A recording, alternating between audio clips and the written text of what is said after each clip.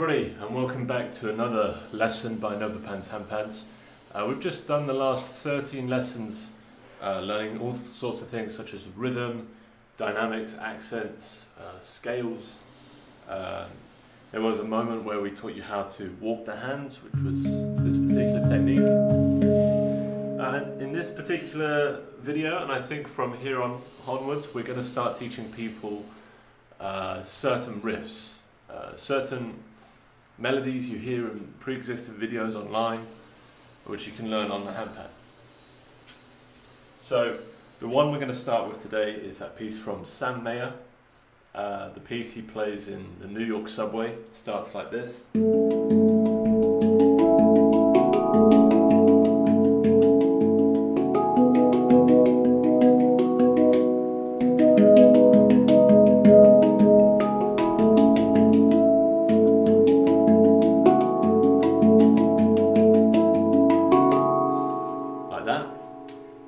And that is just the first section alone, and I imagine this will take us a few minutes, so if we do have time we'll move on to the next bit, which is anyway, let's just start with the beginning introductory section, which is what we call the arpeggios. Now arpeggios, if we haven't already mentioned in the previous tutorial, stands for a chord which is normally made up of multiple notes in a chord, right? And an arpeggio is basically a broken up chord. So the way that if we were to play these notes together, it would be a chord, as covered in a previous video in the series. However, when you play them individually, as notes, and in sequence, they become arpeggios. Now, there's no special way of writing arpeggios. When you really do just break them down, they are just individual notes. So that's exactly how we're going to notate them, as individual notes. Now hopefully you remember your simplified handpan notation, the clef, the time signature, and we're going to start with this note here, which if you remember, you should remember from your previous lessons now, is on the left hand, so it's an odd number, and it's the second note up, so it's actually 1, 2, 3. It's the third note, because 1, 2, 3, so 3, 5, 7, 3, 5, 7, 3, 5, 7, 3, 5. So what I'm going to do now is draw 3, 5, 7 up there. Da, da, da. Now the rhythms are quavers, okay? It's a simple 4/4 time. The actual song itself by Sam might seem a little more complicated, but it's not. It's broken into straight rhythms, which are rhythms we've all learned already in the previous videos. So 3, 5, 7, 3. You may have not seen this in our previous videos, but what I've done here is I've grouped 4 quavers together, which is perfectly legal. You know, I'm not making any committing any crimes here. It's just a way to just a way to write notes sometimes. And the reason I'm doing this here is because they are grouped as one section. So I've just done the first 4 so far, but there's more. 1, 2, 3, 1, 2, 3.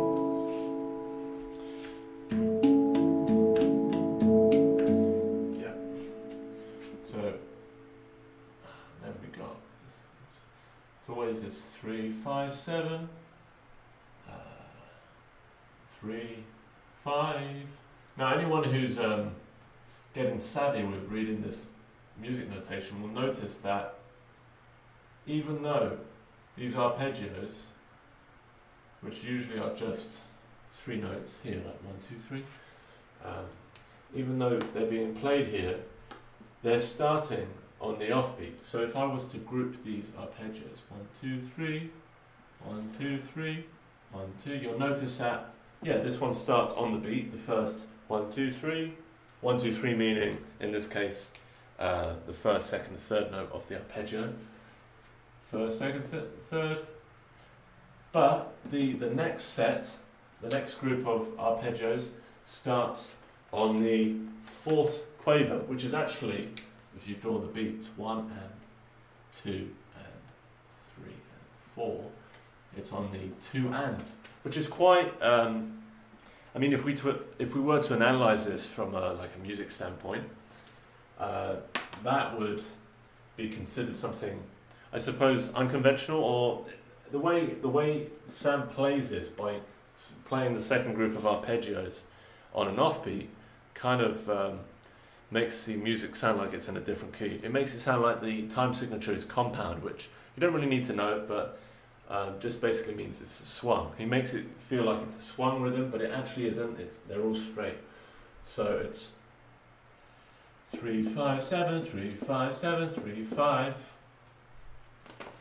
Okay, I'll draw those beats again, but I was trying to explain some theory there without complicating things. So as you can see, these are 4 beats, so that's 1 bar already, and then he will repeat that. So the first time he goes 3 5 7 3 5 7 3 5. Right, that's what I've just drawn there. Second time he goes 3 5 7 3 5 5. I think I played the same time. Yeah, the second time he replaces these two 3 and 5s with an 8 and a 7. Okay, so what we're going to do is draw this all again, but replace the last 3 and 5 with a 3 7. So remember, 3 5 7 3 5 7 8 8 9. We've got the pitch wrong there, I mean when I sang it, but those are the notes. So group them into their quavers like this. Remember, a quaver is a half beat note, and you'll know that from our very early lessons. I think it was lesson 2 we introduced quavers. Scan through those series, those videos if you haven't already, because those foundations in learning the handpan and understanding sheet music will help you understand what's going on here. So, and it will also help you, if this is alien to anyone who's not seen this before, sheet music and the notes I'm drawing, check out the first lesson when I introduce simplified handpan notation, because that's what we're doing here. Simplified for S, handpan H, notation N. Also stands for stay at home, which I suppose is particularly, I mean, I make this joke every time I bring it up, but I suppose it's particularly relevant now because we're all stuck at home. Anyway, simplified handpan notation, 3rd note, 5th note, 7th note. I will just draw the lines, the numbers of the notes on the lines one time here, in case anyone does need them.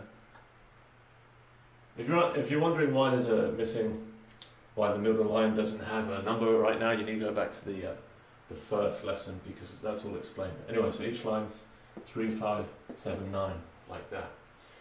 The beats of the bar are like this: 1 2 3 4 1 2 3 4. Now hopefully you can see that, but I'll draw the lines of the beats. It should be pretty straightforward, because every first quaver of the pair of quavers is the start of a beat, and everything in between is an offbeat, which is basically counted as an and. So the way you would count this is 1 and 2 and 3 and 4 and, okay? Anyway, let's do this slowly from the beginning. So tempo.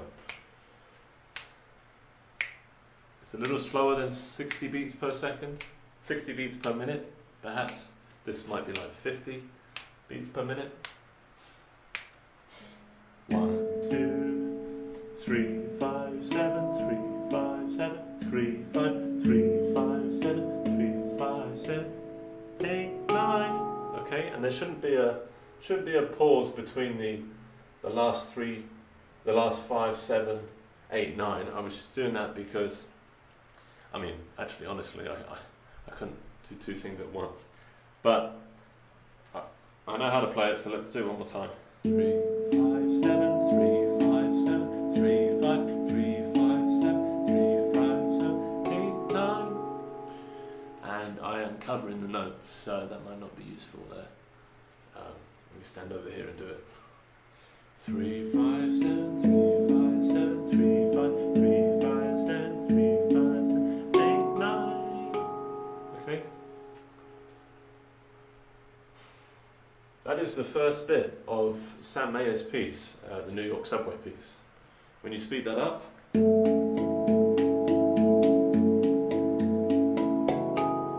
then he repeats it.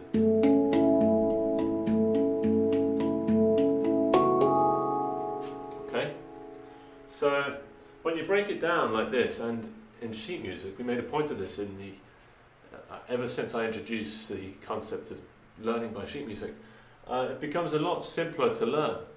You don't just have to rely on what you hear or what you've seen someone do.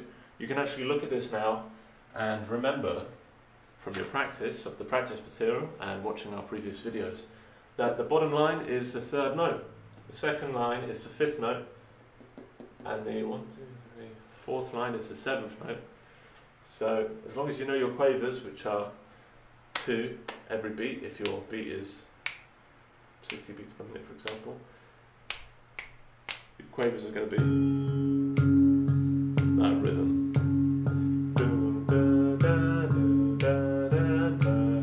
1 and 2 and 3 and 4 and 1 and 2, 3 and 4 and 1 and 2 and 3 and 4 and 1 and 2 and 1 and 2 and 3 and 4 and 1 and 2 and 3 and 4 and, okay, it's difficult to count and play at the same time. 1 and 2 and 3 and 4 and 1 and 2 and 3 and 4 and that's what he's doing. Now, it might help, it definitely will help for me to give you the actual hand positions I'm using now. So, right, left, right, right, left, right, right, left, right, left, right, left. It's all right, left, okay? It might help if I write those at the top here. Right, left, right.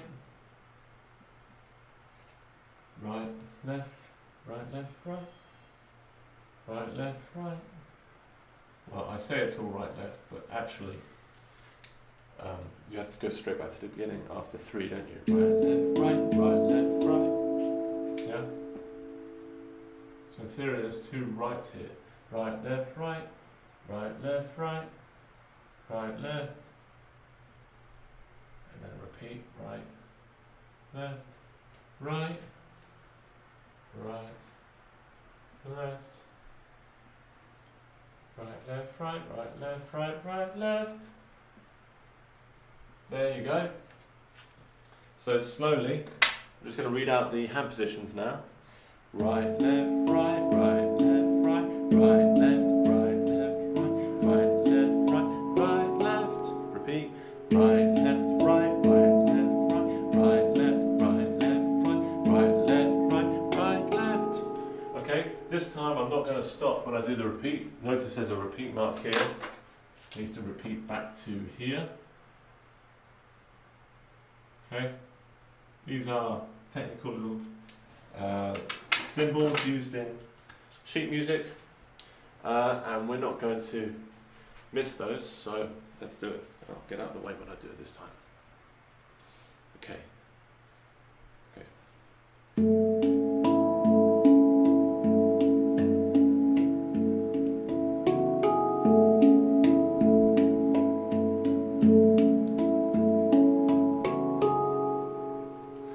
was it? Repeated.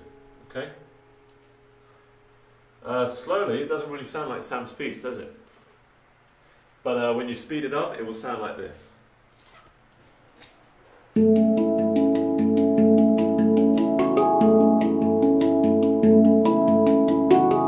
I think Sam plays it even faster.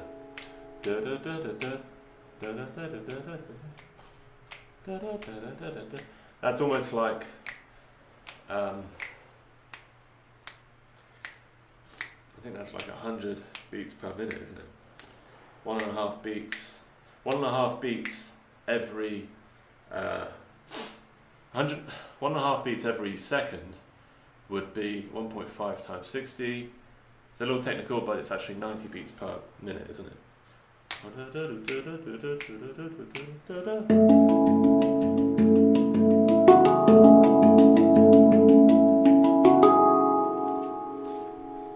That's the first bit. And if you can get your hands around that, then you can do the whole introduction. Why? Because Sam just uses the same hand positions for all the other notes, which he does for the introduction, even though it changes the notes. So it goes.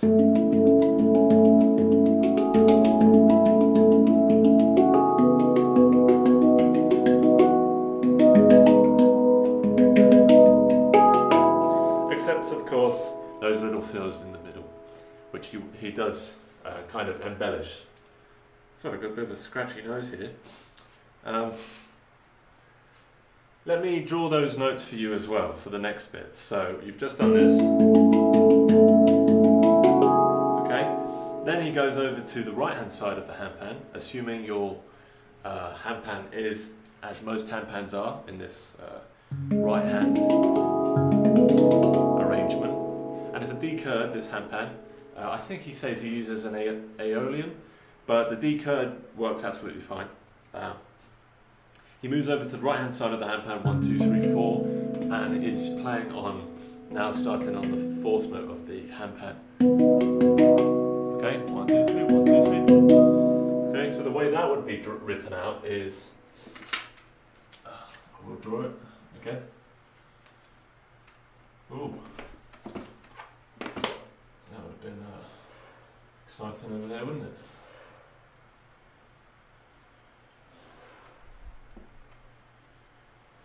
You know what I'll eventually get is probably one of those stick-on staves where I just stick it on.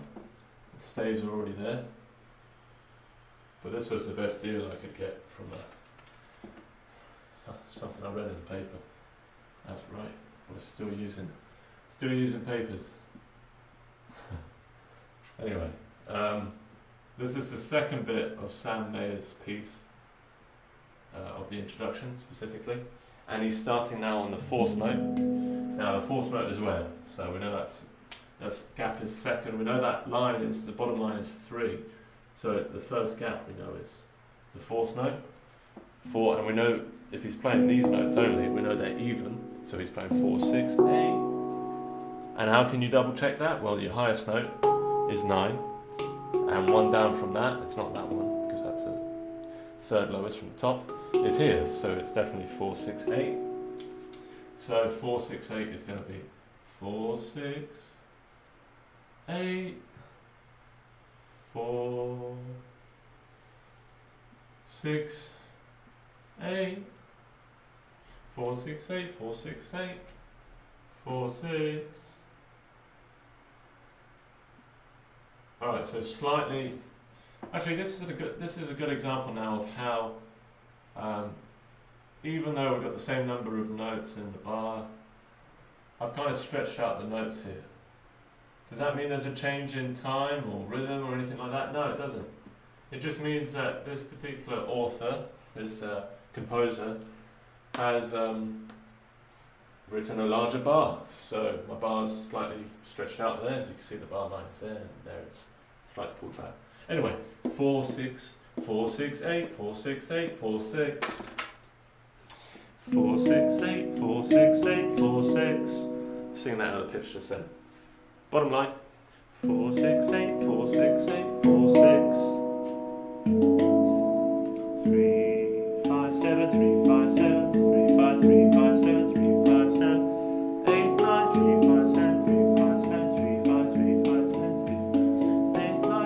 6, 8, 4, 6, 8, 4, 6, 4, 6, 8, 4, 6, 8, 4, 6.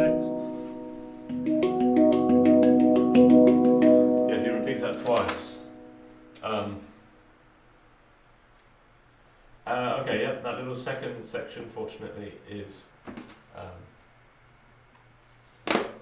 doesn't have any changes to it, which is good for us. See, he repeats that twice.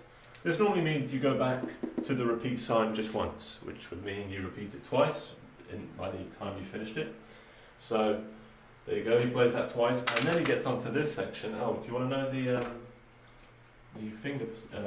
hand positions? It's the same as before: right, left, right, right, left, right, right, left, right, right, left, right, left, right, right, left, right, right, left. Yeah, obviously this time your hands are switched over. And now you're here. So that might feel a little uncomfortable because you kind of got to reach around. You can go over or you can reach around as I do. I try not to, collide the two. I try not to hit my two hands together because that's just going to slow things down. But after you do that twice, the third little section of the introduction of Sam Mahers' piece is down here on the second note.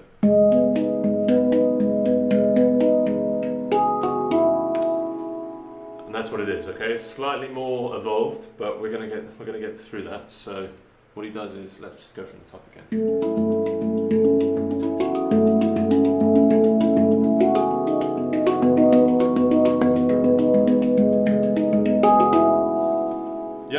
Okay, so he does,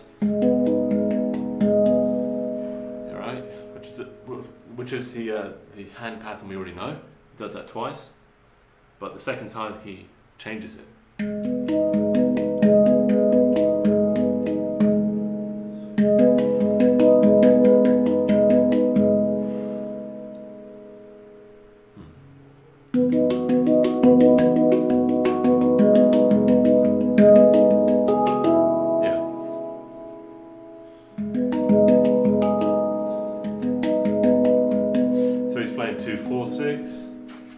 Which we're going to just continue writing over here. So 2, 4, 6, 2, 4, 6, 2, 4, 6, 2, 4, 6, 2, 4.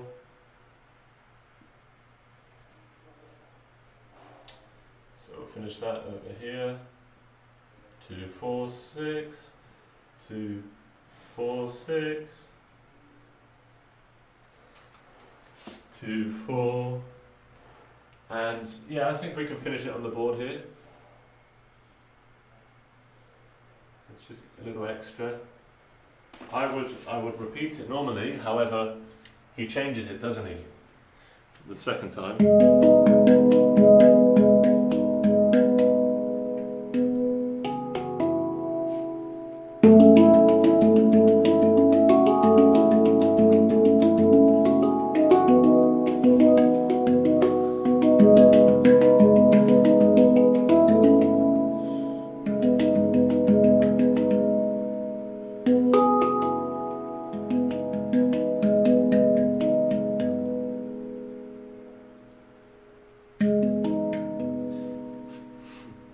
Tricky what he's doing. What does he do?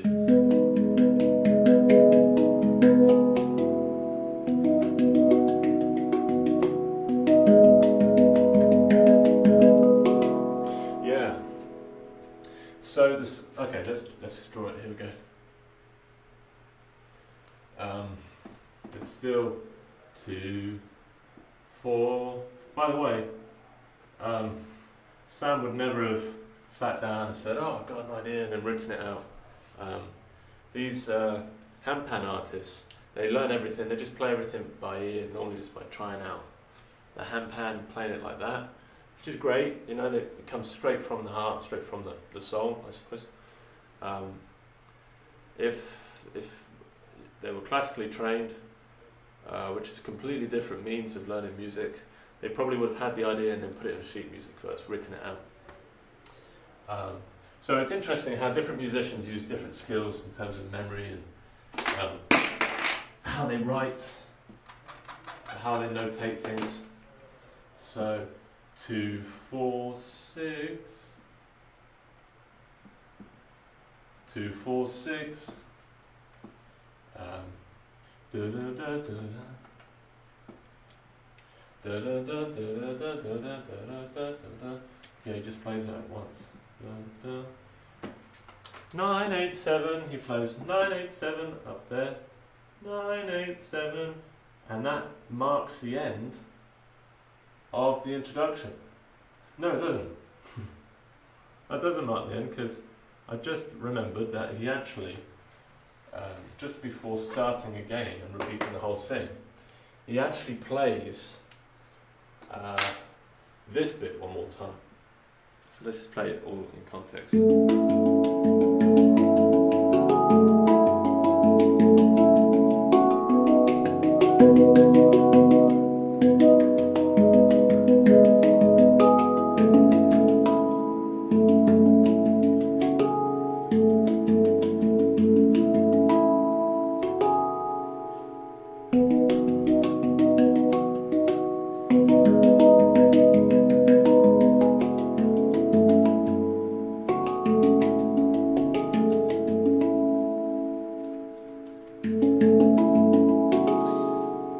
I'm pretty sure he plays, he goes through all of this, right? And then he goes back there and does it one more time. Let me just do it one more time.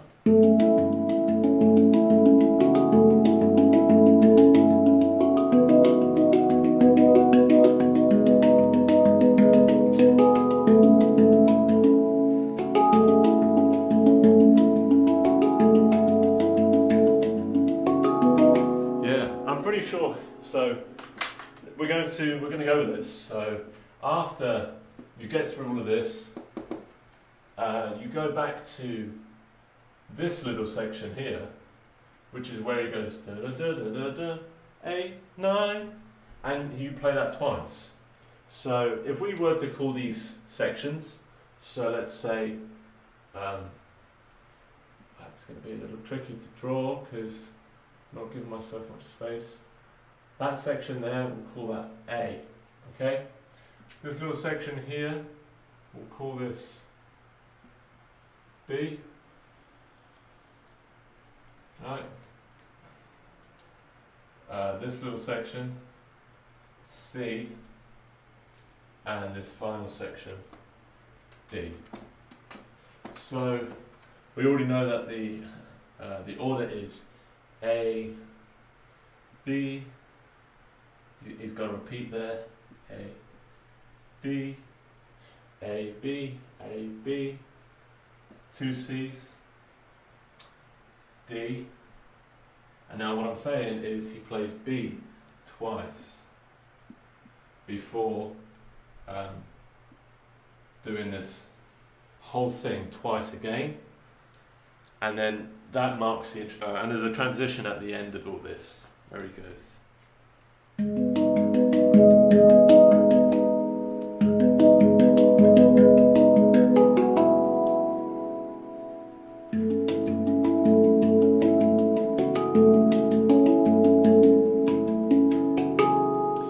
Now the last bit he goes.